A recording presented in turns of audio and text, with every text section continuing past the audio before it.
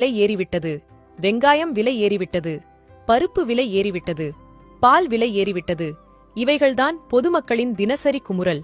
என் மகனை என்ஜினியர் ஆக்குவேன், என் மகனை டாக்டர் ஆக்குவேன், என் மகனை கலெக்டர் ஆக்குவேன், என் மகனை வக்கீல் ஆக்குவேன் என்று கூறும் பெற்றோர் தங்கள் பிள்ளைகளை வேளாண்துறை வல்லுநராக்குவேன் என்றும் விவசாயி ஆக்குவேன் என்றும் கூறுவதில்லை. Colgate, Hamam soap, Pepsi, cinema ticket, KFC chicken, Thalappakatti biryani, gold, diamond விலை ஏறலாம். எத்தனை பேர் இதற்காக கேள்வி கேட்டுள்ளீர்கள்? எளியவர்களை கேள்வியால் துளைக்கும் நீங்கள் இதர கார்ப்பரேட் பொருட்கள் விலையேறினால் மட்டும் அமைதியாக இருப்பது ஏன்?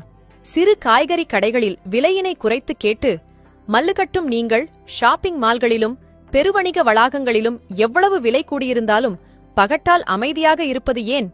6 மாதம் முதல் 1 வருடம் தண்ணீர் இல்லாமல் எத்தனையோ செலவு செய்து வியர்வை சிந்தி கஷ்டப்பட்டு அறுவடை செய்து கொஞ்சம் கூட லாபமில்லாமல் ஒரு பொருளை விற்க விவசாயி மட்டும் என்ன விதிவிலக்கா?